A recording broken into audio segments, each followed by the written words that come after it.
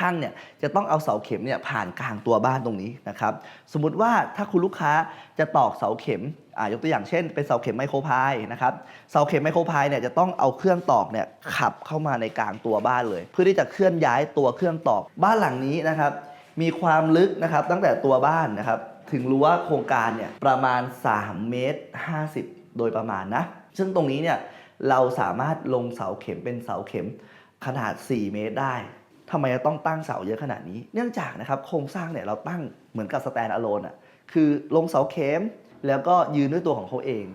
ไม่ได้เอาน้ำหนักไปฝากกับตัวบ้านสวัสดีครับผมโบ๊ท สาโรจน์ สแฝงทองการช่างครับวันนี้อยู่ที่หมู่บ้านกลางเมืองรามอินทราหลังนี้เลย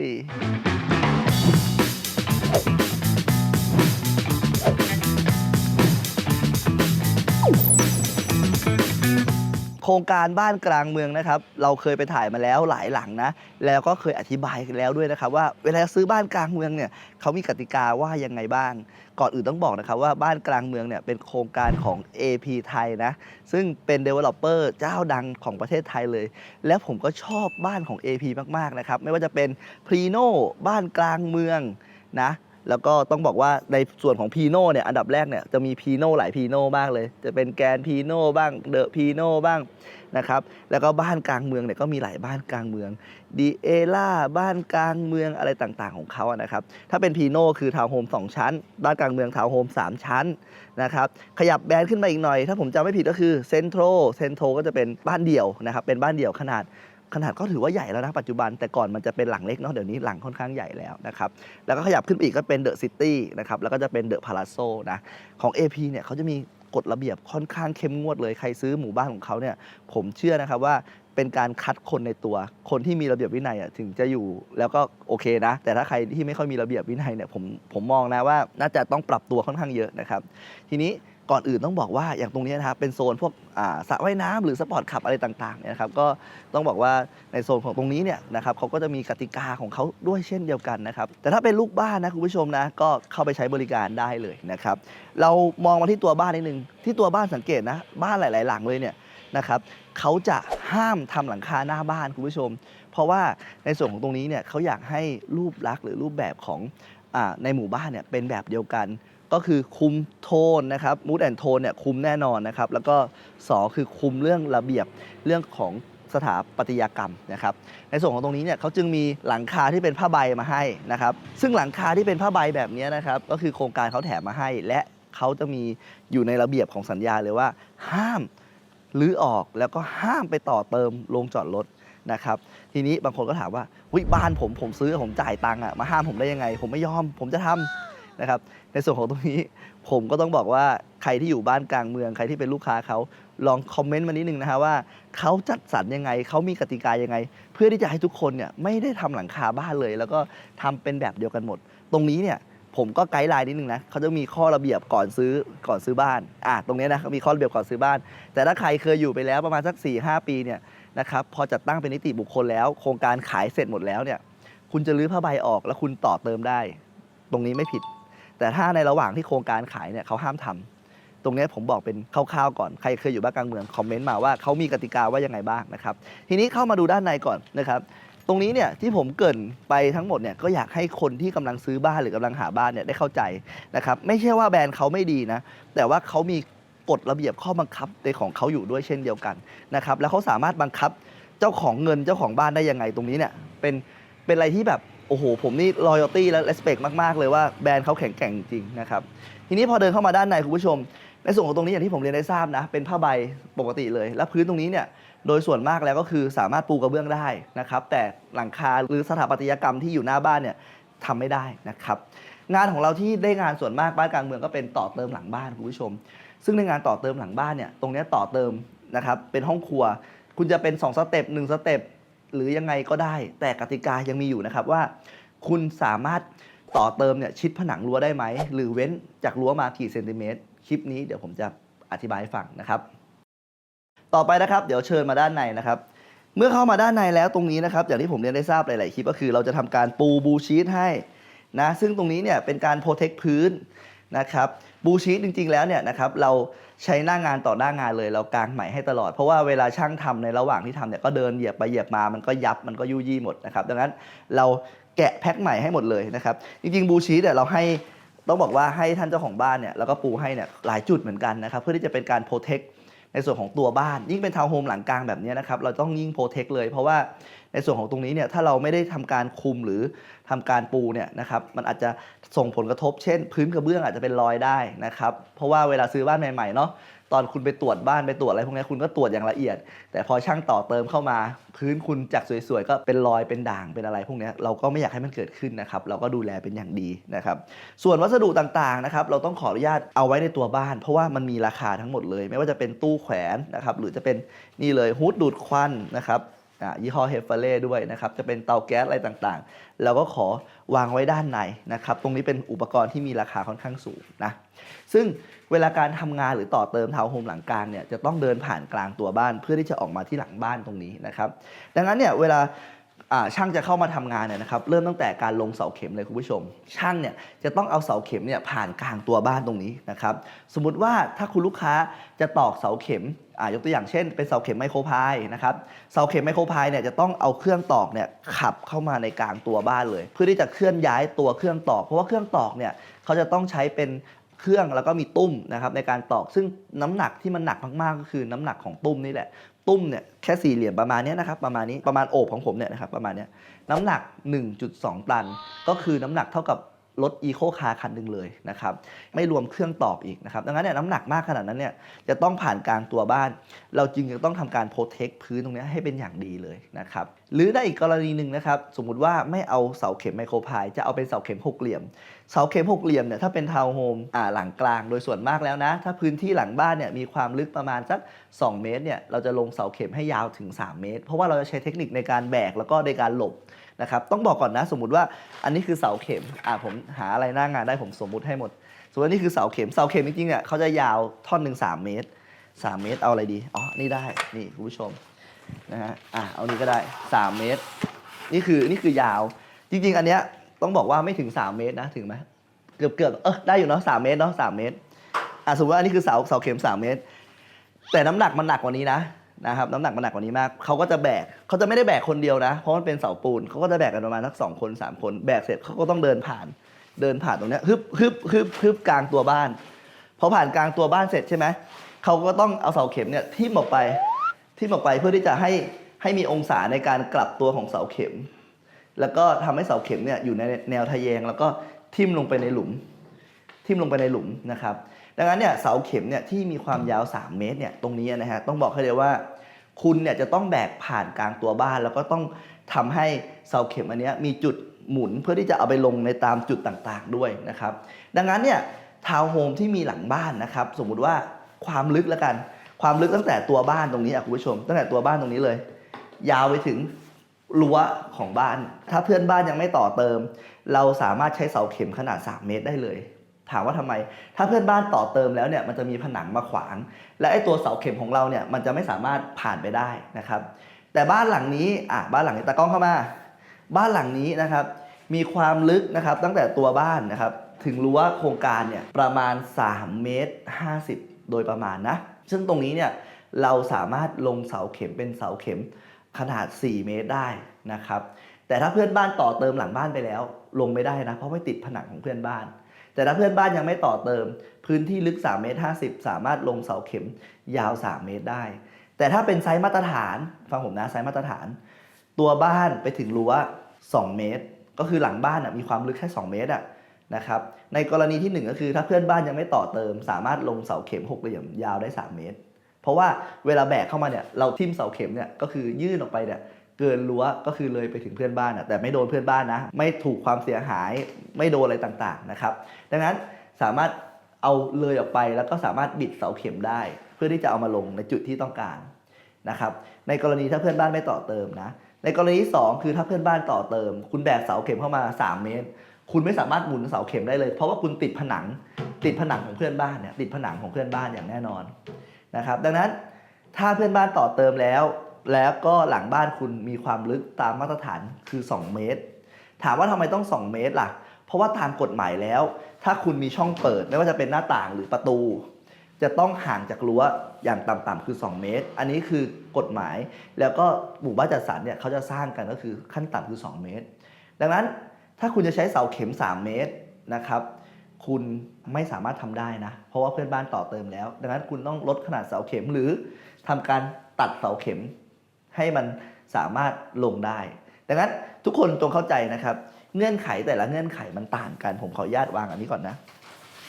ครับเงื่อนไขแต่ละเงื่อนไขมันต่างกันถ้าเป็นเสาเข็มไมโครพายนะครับความเสี่ยงก็คือ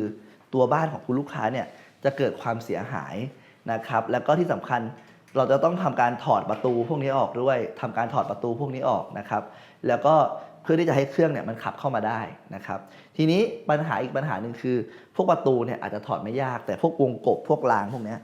มันอาจจะได้รับความเสียหายพวกรางพวกนี้ได้รับความเสียหายอย่างแน่นอนนะครับดังนั้นพวกรางพวกนี้เนี่ยเราจะต้องทำการโปรเทคนะครับเพื่อที่จะให้รถเนี่ยมันขับข้ามผ่านมาได้ให้เครื่องตอกขับผ่านมาได้นะครับโอเคไมโครพายมีความเสี่ยงแบบนี้แต่เสาเข็มหกเหลี่ยมก็มีข้อจำกัดตามที่ผมเล่าไปข้างต้นนั้นนะครับโอเคเนาะทีนี้ทั้งหมดทั้งมวลเนี่ยอยากให้เข้าใจนะครับว่าในส่วนของงานก่อสร้างงานต่อเติมเนี่ยมันมีปัญหาและอุปสรรคเนี่ยไม่เหมือนกันนะครับขึ้นอยู่กับว่าคุณจะเลือกใช้แบบไหนอย่างไรนะครับอย่างหลังนี้นะครับต้องบอกว่างานเนี่ยเดินเร็วมากๆเดินเร็วกว่ากำหนดมากๆนะครับบริษัทเราเนี่ยจะมีอยู่2อย่างก็คือ1จะมีสัญญากับเจ้าของบ้านนะครับสมมุติว่าหลังเนี้ยเราจะใช้ระยะเวลาในการทำงาน60 วันแต่เราจะมีอีกสัญญาหนึ่งคือสัญญาที่เราทำกับช่างนะครับเราจะต้องให้เสร็จเร็วก่อน60 วันถ้าทำกับช่างเราอาจจะใช้แค่40 วันเพื่อที่จะให้เสร็จเร็วก่อนกำหนดแล้วก็อีก10 วันเราจะเข้ามาตรวจดีเฟกต์อย่างวันนี้ผมก็ทำการเข้ามาตรวจงานยังไม่ใช่ตรวจดีเฟกต์นะเข้ามาตรวจงานดูรายละเอียดงานนะครับว่าเรียบร้อยถูกต้องไหมนะครับไม่ว่าจะเป็นนี่ผนังนะครับนี่ผนังตรงนี้ปูกระเบื้องผนังเป็นยังไงบ้างมันต่อลายไหมเพราะว่ากระเบื้องลายเนี่ยปูยากนะครับเราก็ต้องเข้ามาตรวจให้มันเรียบร้อยด้วยนะครับในส่วนของตรงนี้นะครับเราอาจจะมีสัญญาของช่างให้ต่ำกว่าสัญญากับเจ้าของบ้านอันนี้มอบเป็นไอเดียให้กับผู้รับเหมารายอื่นด้วยนะครับเพื่อที่จะให้ตรวจงานแล้วก็ดูว่ามันตามแผนงานหรือเปล่านะครับอีกอันนึงไหนๆจะพูดเรื่องแผนงานแล้วแผนงานเราต้องมีการวางแผนกับทางช่างด้วยนะครับเพื่อที่จะให้จบตามสัญญาช่างนะครับสมมุติว่าหลังเนี้ยต้องบอกว่าอย่าเรียกว่าสมมุติเลยนี่คือความจริงหลังเนี้ยเสร็จเร็วกว่าแผนงานดังนั้นเนี่ยเสร็จก่อนสัญญาช่างแน่นอนและถ้าเสร็จก่อนสัญญาช่างก็เสร็จก่อนสัญญาท่านเจ้าของบ้านแน่นอนนะครับโอเควันนี้ผมพามาดูคร่าวๆก่อนนะครับซึ่งวันนี้ได้ความรู้ไปไม่มากก็น้อยนะเรื่องของการใช้เสาเข็มไมโครพายหรือเสาเข็มหกเหลี่ยมว่ามีข้อจำกัดในการใช้งานของบริเวณหลังบ้านยังไงบ้างโดยเฉพาะทาวน์โฮมหลังกลางตรงนี้แหละนะครับซึ่งน้อยคนที่จะมาอธิบายให้คุณได้เข้าใจเพราะว่าผมอธิบายจากประสบการณ์ในการทำงานแล้วก็ผมเนี่ยชอบมาลุยหน้างานจริงๆให้คุณได้ดูกันนะครับอย่างห้องครัวห้องนี้นะครับต้องบอกว่าทำการลงเสาเข็มเป็นเสาเข็มหกเหลี่ยมนะครับซึ่งตรงนี้เนี่ยงบประมาณของเสาเข็มหกเหลี่ยมเนี่ยจะถูกกว่าไมโครพายนะครับถูกกว่ากันต้องบอกว่าเยอะเกือบแสนได้โดยประมาณนะครับซึ่งในส่วนของเสาเข็มหกเหลี่ยมเนี่ยต้องบอกว่าราคาถูกกว่าดังนั้นคุณภาพอาจจะต้องต่ำกว่าไมโครพายหน่อยต้องบอกว่าปัญหาที่เคยเจอบ่อยๆของการใช้เสาเข็มหกเหลี่ยมนั่นก็คือการซุดตัวแต่การซุดตัวตรงนี้เราสามารถอธิบายให้กับทางลูกค้าเข้าใจได้ไม่ยากเลยนะครับการซุดตัวตรงนี้ห้องครัวตรงนี้ลงด้วยเสาเข็มทั้งหมดเลยนะครับดังนั้นในการซุดตัวเนี่ยจะออนอยู่บนเสาเข็มแต่ไม่ใช่เสาเข็มลึกเท่ากับไมโครพายนะซึ่งพอเราลงหกเหลี่ยมแล้วนะครับด้วยข้อจำกัดของหน้างานเนี่ยอาจจะลงได้เต็มที่คือ3 เมตร 4 เมตรแต่ตรงนี้เนี่ยมันก็ทำให้การซุดตัวเนี่ยช้าลงได้เพราะว่าอย่างน้อยๆก็มีเสาเข็มถูกไหมครับแต่ถามว่าตรงนี้เนี่ยเมื่อซุดตัวแล้วเนี่ยมันจะพังถล่มมาทับเลยไหมผมบอกเลยว่าไม่มีอย่างแน่นอนนะครับเนื่องจากอะไร1เลยเราจะใช้เสาเนี่ยตรงนี้เป็นเสาเหล็กเราจะตั้งเสาเหล็กเนี่ยด้วยความหนาของเหล็กนะครับประมาณ 2.3 มิลนะครับแล้วก็เราใช้เหล็กกล่องเนี่ยตั้งทั้งหมด6 จุดฝั่งตัวบ้านตรงนี้เราจะตั้งทั้งหมด3 จุดยกตัวอย่างผนังตรงนี้ผนังตรงนี้ด้านในที่เราปูกระเบื้องเข้าไปเนี่ยตรงนี้จะมีเสาเหล็กกล่องอยู่กลางผนังตรงนี้นะครับถ้าผนังมันลึกเราก็จะมีเสาเหล็กกล่องมุมนี้เราก็จะมีเสาเหล็กกล่องนะครับยิ่งวนไปที่มุมประตูมุมนี้เราก็มีมุมนี้เราก็มีเสาเอ็นให้นะครับตรงนี้ก็จะเป็นเสาเหล็กกล่องนะครับซึ่ง ยังไม่จบนะด้านนอกด้วยคุณผู้ชมด้านนอกตรงนี้ก็มีผมจะอธิบายเรื่องทำไมถึงจะต้องใช้เสาเหล็กกล่องนะครับตรงนี้มุมนี้ก็มีซึ่งเสาเหล็กกล่องทั้งหมดที่ผมได้อธิบายให้เข้าใจเนี่ยว่าทำไมจะต้องตั้งเสาเยอะขนาดนี้เนื่องจากนะครับโครงสร้างเนี่ยเราตั้งเหมือนกับสแตนด์อะโลนคือลงเสาเข็มแล้วก็ยืนด้วยตัวของเขาเองไม่ได้เอาน้ำหนักไปฝากกับตัวบ้านแต่ถามว่าไปยึดกับตัวบ้านไหมมีบางจุดที่จะเป็นจะต้องยึดเพื่อที่จะให้มันไม่โครงเคงให้มันแข็งแรงแต่ถ้าเวลามันซุดเนี่ยมันจะดึงตัวบ้านพังลงมาไหมเป็นไปไม่ได้อย่างแน่นอนตัวบ้านไม่พังเพราะว่าที่เราต่อเติมเนี่ยน้ำหนักเนี่ยจะน้อยกว่าตัวบ้านเนี่ยผมบอกให้เลยว่าน้อยกว่าเยอะมากๆเลยนะครับยกตัวอย่างถ้าเป็นภาษาบ้านๆก็คือตัวบ้านเหมือนแบบซูโม่ส่วนที่ต่อเติมเหมือนกับเด็กน้อยแล้วกันเด็กน้อยก็ไม่สามารถไปดึงซูโม่ให้ล้มได้นะครับดังนั้นตรงนี้ไม่เกิดปัญหาอย่างแน่นอนบ้านคุณไม่ซุดอย่างแน่นอนนะครับทีนี้เมื่อลงหกเหลี่ยมแล้วปัญหาที่เจอบ่อยนั่นก็คือรอยแยกระหว่างผนังส่วนมากเนี่ยจะแยกตรงนี้คุณผู้ชมจะแยกผนังที่ต่อเติมกับตัวบ้านตรงนี้จะเกิดรอยร้าวนะครับถามว่าเยอะไหมแล้วแต่หน้างานแล้วแต่ดินที่เขาถมด้วยนะครับแต่มากสุดที่ผมเจอนะที่เราลงหกเหลี่ยมแล้วนะเต็มที่เนี่ยประมาณสัก 1-2 เซนอันนี้ไม่เกินนี้นะโดยที่เราเจอบ่อยๆนะตรงนี้เนี่ยคุณแก้ปัญหาโดยการเติมนะครับเติมซิลิโคนลงไปนะครับแล้วคุณก็เอาฟองน้ำลูบมันก็สวยงามรอยแตกรอยแยกมันก็หายไปโครงสร้างทั้งหมดนี้ไม่ถล่มลงมาแน่นอนนะครับเพราะว่าเราตั้งเสาทุกจุดเพื่อที่จะให้มันยืนเหมือนคุณเอาง่ายเหมือนคุณเอาโต๊ะมาวางโต๊ะมันก็มีขาโต๊ะใช่ไหมเอาเก้าอี้มาวางมันก็จะมีขาเก้าอี้4มุมอันนี้ขา6จุดดังนั้นแข็งแรงอย่างแน่นอนนะครับโอเคเมื่อสักครู่เนี่ยผมได้เกริ่นไปตอนต้นคลิปว่ากติกาของหมู่บ้านเป็นยังไงบ้างเรามาดูด้านหลังจริงๆแล้วเนี่ยผมเนี่ยต้องอธิบายแบบนี้ว่าในการเว้นระยะนะครับก็คือคุณเนี่ยต้องไปดูกติกาของทางโครงการด้วยว่าเขาอนุญาตให้เว้นกี่เซนติเมตรถ้าตามกฎหมายแล้วจะต้องเว้น50เซนติเมตรจากรั้วอันนี้คือรั้วมุดหน่อยนี่คือรั้วอันนี้คือผนังที่เราก่ออันนี้คือระแนงผนังอยู่ตรงนี้จากสายตาของผมเนี่ยเว้นมาไม่ถึง50เซนผิดกฎหมายโดนทุบหรือเปล่านะครับต้องบอกเลยว่าไม่โดนทุบนะครับเพราะว่ากติกาของโครงการเนี่ยแต่ละโครงการเนี่ยให้เว้นไม่เท่ากัน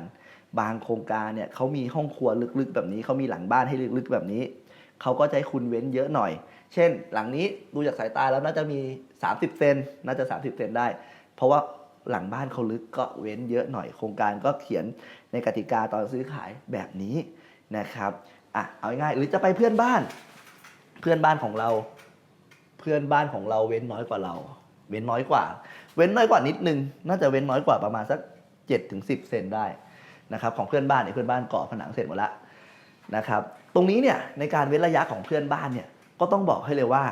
ส่วนของตรงนี้เขาก็ต้องไปขออนุญาตนิติบุคคลเพื่อที่จะทำการต่อเติมในส่วนของหนังสือตอนที่ซื้อขายก็จะมีระบุด้วยนะครับเป็นกติกาของหมู่บ้านด้วยนะดังนั้นใครบางคนที่ไม่เคยซื้อหมู่บ้านจัดสรรแล้วก็มีการคอมเมนต์มาต่อว่าผมว่าเนี่ยทำผิดหมดเลยนะครับจริงๆแล้วเขาคอมเมนต์เขาก็พูดถูกนะอันนี้ก็ไม่เถียงเขาแต่ถ้าเขาเคยลองมาซื้อหมู่บ้านจัดสรรดูเขาจะเข้าใจว่าในส่วนของการเว้นระยะร่นเนี่ยนะครับมันมีกติกาอยู่ในหมู่บ้านของเขาเหมือนกันหรือเอาง่ายๆเลยนะถ้าคุณจะบอกว่างานของผมผิดนะจริงๆเขาผิดกันเกือบทั้งประเทศเลยผมพูดแค่นี้แหละผมไม่อยากจะไปเรียกว่าไปพาดพิงใครเยอะในการต่อเติมจริงๆแล้วถ้าเป็นทาวน์โฮมหลายๆโครงการเนี่ยผิดเกือบหมดแหละเพราะว่าไม่มีการเว้นระยะร่นมา50เซนกฎหมายควรที่จะต้องแก้ไขนิดนึงเพื่อที่จะให้ประยุกต์ใช้กับบ้านในแต่ละรูปแบบตรงนี้ผมให้เป็นไอเดียแล้วกันนะครับใครที่เคยมีประสบการณ์ลองคอมเมนต์กันมาได้นะครับว่าคุณเนี่ยเว้นระยะร่นเท่าไหร่อะไรยังไงแล้วเคยมีประสบการณ์อยู่ทาวน์โฮมไหมทาวน์โฮมเขาเว้นกัน50เซนติเมตรไหมหรือคุณอยู่บ้านเดี่ยวแล้วบางโครงการไม่เว้นเลยก็มีหรือไม่แต่ผมบอกเลยนะแต่มีหรือไม่คือลองคอมเมนต์กันมาดูนะครับหวังว่าวันนี้จะให้เป็นไอเดียนะครับไม่มากก็น้อยเนาะพูดถึงกติกาต่างๆนะครับในการต่อเติมหรือในการใช้เสาเข็มแบบไหนอะไรยังไงก็หวังว่าคลิปนี้จะได้ความรู้ไปไม่มากก็น้อยนะครับขอบคุณมากๆที่รับฟังนะครับสุดท้ายก่อนไปฝากบอกก่อนจริงๆตรงเนี้ยเราทำเนี่ยจะเสร็จแล้วแต่ท่านเจ้าของบ้านต้องบอกว่าท่านเจ้าของบ้านดูคลิปผมแล้วต้องการ หน้าบานแบบฮวงจุ้ยก็คือเอาหน้าบานเนี่ยวางกับพื้นเลยก็คือไม่ต้องมีธรณีนะครับตรงนี้เราจะต้องรื้อกระเบื้องออกแล้วก็ทำการเสริมอิฐตรงนี้ไปหน่อยเพื่อที่จะให้จบงานแต่ว่าตรงนี้เนี่ยต้องบอกว่าอยากให้นะฮะบอกเราตั้งแต่เซ็นสัญญาเลยว่าเป็นแบบนี้ช่างจะได้ไม่ต้องแก้ไขแต่ในส่วนของตรงนี้เนี่ยนะครับเราก็อยากจะดูแลให้ก็คือท้ายที่สุดแล้วนะครับปลูกเรือนก็ตามใจผู้อยู่นะเขาอยากให้ท่านเจ้าของบ้านสบายใจอยู่แล้วจะได้แฮปปี้นะครับเพราะว่าเคาน์เตอร์ครัวนี้จะอยู่กับคุณไปผมว่านะขั้นต่ำเป็น10 ปีแหละนะครับดังนั้นคุณเห็นแบบที่ถูกใจ10 ปีชีวิตคุณก็ดีแน่นอนนะครับคลิปนี้ต้องขอตัวเป็นก่อนอย่าลืมกด Subscribe นิดนึงนะฮะเพราะว่าตอนนี้คนกด Subscribe 130,000 ซับคิดเป็นแค่ 20% เองนะครับอีก 80% ดูผมอยู่ยังไม่ได้กดขอความกรุณาช่วยผมหน่อยนะให้ผมแบบชื่นอกชื่นใจหน่อยเพราะว่าทุกๆครั้งที่ยอด Subscribe ขึ้นผมก็มีกำลังใจมาถ่ายคลิปให้ทุกคนดูนะครับวันนี้ต้องขอตัวเป็นก่อนนะครับอยากต่อเติมแอดไลน์ด้านล่างเลยนะครับแล้วก็โทรที่เบอร์ 0881044888 นะครับสวัสดีครับ